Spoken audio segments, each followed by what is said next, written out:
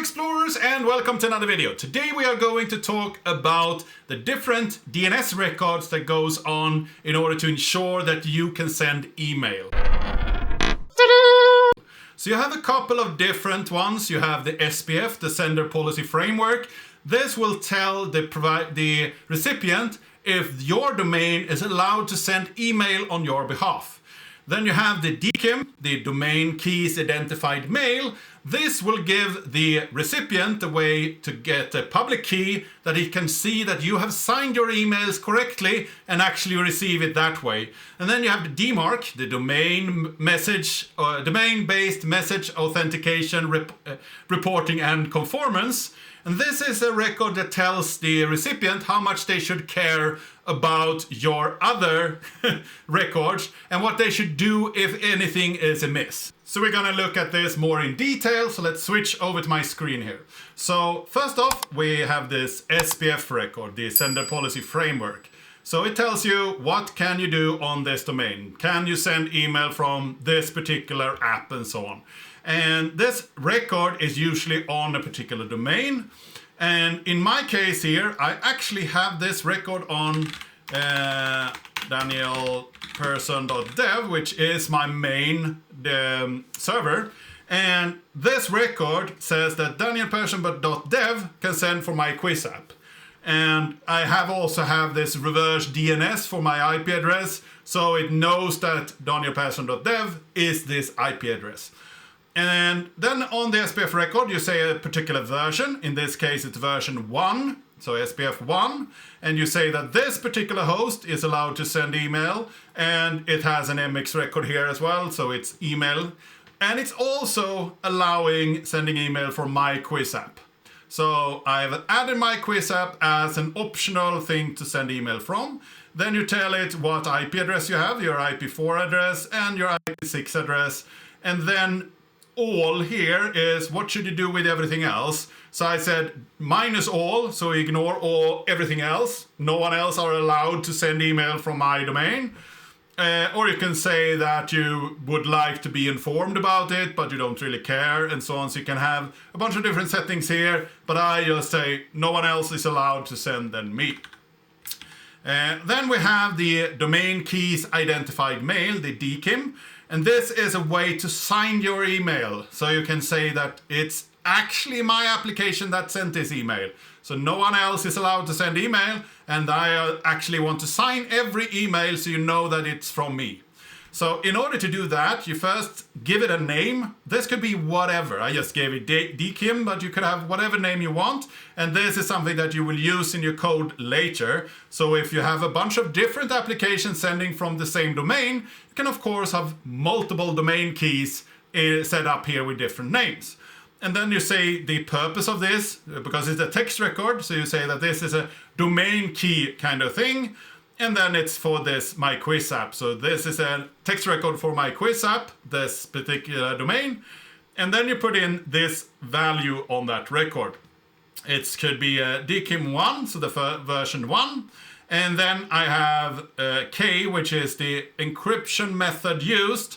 And in this case, I'm using an RSA key.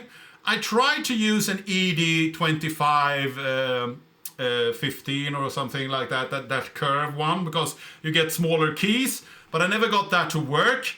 Maybe it was because I didn't sign things correctly and I had a bunch of other errors. So I might switch back to that in the future, but currently I just did what everyone else is supporting. The RSA is pretty well used everywhere.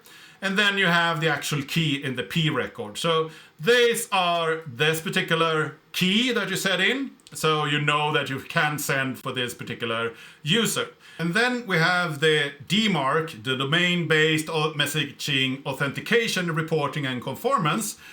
A long name there. And this is pretty much how much you should care and what you should do if something goes wrong. So first off, we have the domain here, which is just an underscore DMARC. So that's the text record name of this particular record. And I put it on my MyQuiz app, this text record. We say that the version is DMARC 1. I don't think there is another one, but that is what we are saying here.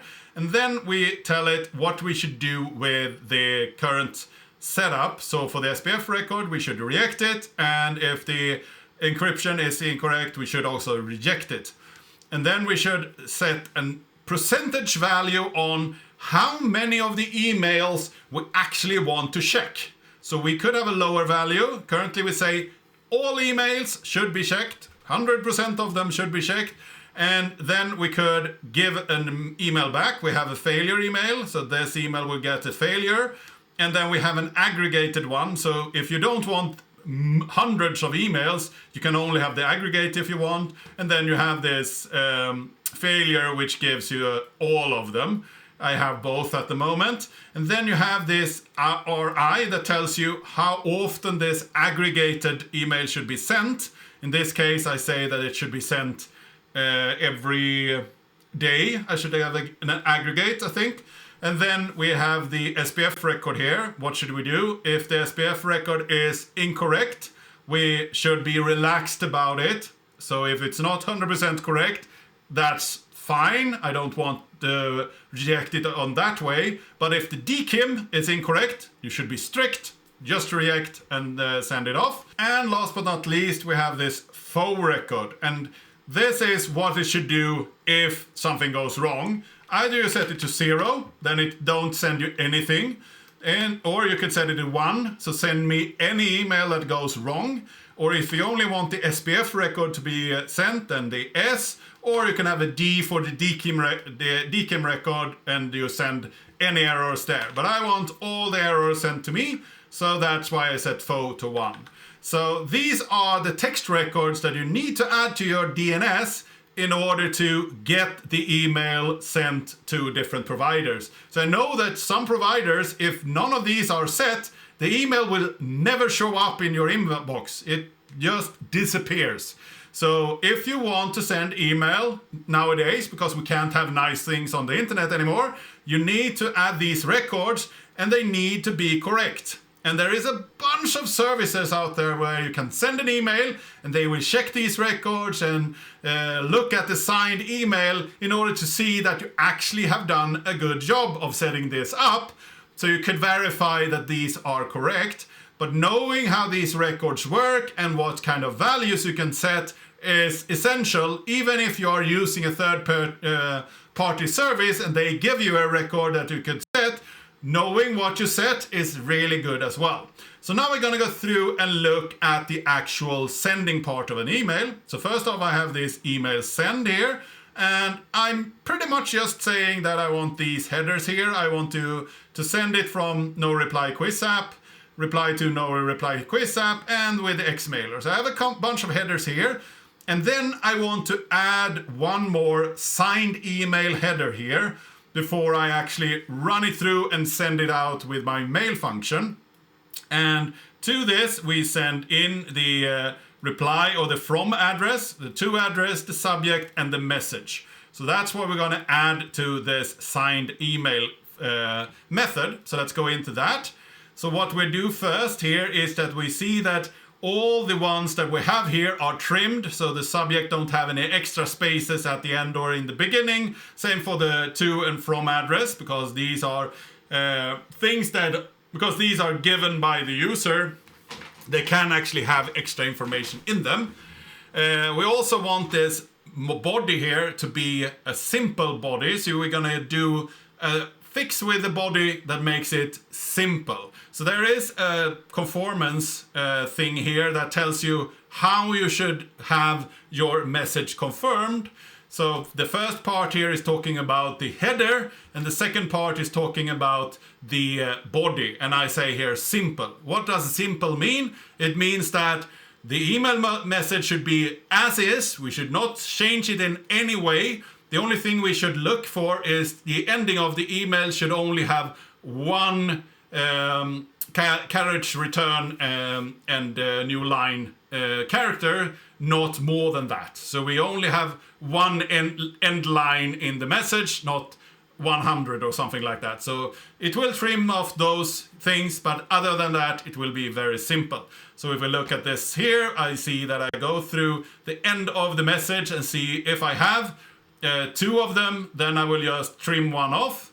And then we will go through the whole message and see if we don't have anything at the end, we will add one. And then I will change all of them from single new lines to character return and new lines, because we are sending it in the mail framework, which is using the standard of both of them in messages. So that's what we're going to do with a simple body message here. And then I figure out how long this message is, because that will be a part of this signed header. So if we look at the header then, we have version 1 of the header. Currently I'm going to use the algorithm of RSA with a SHA-256 hash. So that's the algorithm that I'm going to hash my message and also my signature with. And then I'm going to use this domain, my quiz app. So look at my quiz app. And then we have this S, which is the actual name that we had before. So the name dkim up here is the same as the dkim name down here in my domain key. So those should be exactly the same. So it finds that record. We say that the header should be relaxed. I'm going to talk about what that means later. And then we have simple, which is the body. And then look for so the query here is DNS text. So look in the text record of your DNS to find where this key is. So the key that we supplied earlier in a DKIM record. And then we need a timestamp, so we know when we signed this message. So this is very important. We also need the length of the message. And then what of the different headers should be added to the signature so we can sign the message. And I have added to, from, and subject. And I think that is the least that you can add. And if you want to, you can also have this Z record where you add the from header, to header, and subject header with a pipe in between. And I'm going to use this dkim quote in order to create this Z record. And the dkim quote is also a function up here, and it pretty much takes a bunch of characters that are safe. So everything from hex 21 to 3A is characters that are safe, so put those in. And 3C is also a safe character, and 3E to 7E is also safe, so just put those in. All the other ones we will hex encode here, and that is a part of the standard for this output. And the same goes for the dash, of course, or the pipe character, because we will use that in order to distinguish between the different headers here. So that, of course, needs to be changed as well. So if you look into the definition in the RFC, you see the ranges here that you need to take care of. So we do that, and we will get these headers that we can be put into a Z record. Then we have this body hash. And getting this right was a little bit tricky from the beginning, but you need to have a base64 encoded hash, and then you unpack the hash value, and then this is an hash algorithm that is built into PHP that gives you an hex value back, and you do a SHA-256 here. I haven't tried again, but I should believe that you could have true here, so you have the actual binary out, and then you use the base64 encoded to take that byte encoded or binary out to a real value. But this was the example I saw in another library, so I used that. So I take the hex encoder one and unpack it to bytes again, and then encode it to base64. So base64 encoded SHA-256 is what you want to put into your BH here. And then you have an empty B record. So this is the actual encryption of the full signed header we have here. So this full here will be signed and will be put in the B record, but we will leave it empty so we can add it when we have signed. So what is the text that we should sign then? And this is extremely important to get right. So this header up here is called the DKIM signature header.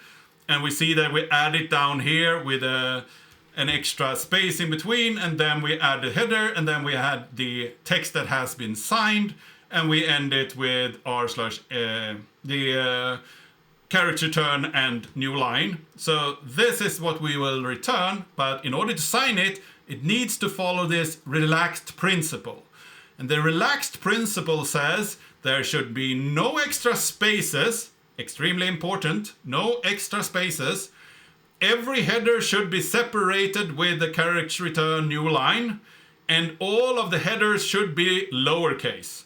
And this is extremely important. So the first one that we told up here was the from header. So I put the from header in lowercase, and then we have the from value. Character return, new line, to header, no extra spaces, and the to value, character return, new line. Subject header, no extra spaces, and subject, and then character return, new line. And then the DKIM signature, lowercase, no extra spaces, and the actual signed header up here. Another point here is that this header up here needs to have no extra values here. So we see that we put in character return, new line, and then a tab character and so on. So all of those needs to be removed as well. So what we do is do this preg replace, and then we take the character return new line and followed by any space character and makes that into a space, which means that all of these values you have here ending with a semicolon will only have a space after it. So we will pack these together so we only have a space after them. The only reason we put it in like this is that it will be a little bit more nicely formatted in your email body, but when we are signing things, it's very important that it don't have any extra character, or else it will fail. So then we take that text to sign and sign it, so we get a signed text, and we will return our header. So the only thing we have left to look at here is the actual signing method. And it's no extra black magic or anything like that. You put in the text here, you use the OpenSSL sign method in order to sign it. So you take the text, sign here, you add you get a signature back, and that signature is something that you base64 encode before you give it back. So we actually have the binary, the bytes that get in here, we will base64 encode those and put those into the header. And the sign method will also use our private key. So we have a private public key pair that we create. So the public key we will put into our domain record, and the private key we will keep for ourselves. And last but not least, we will use this OpenSSL algo to SHA-256 in order to get the right algorithm that we make our hash of and then sign.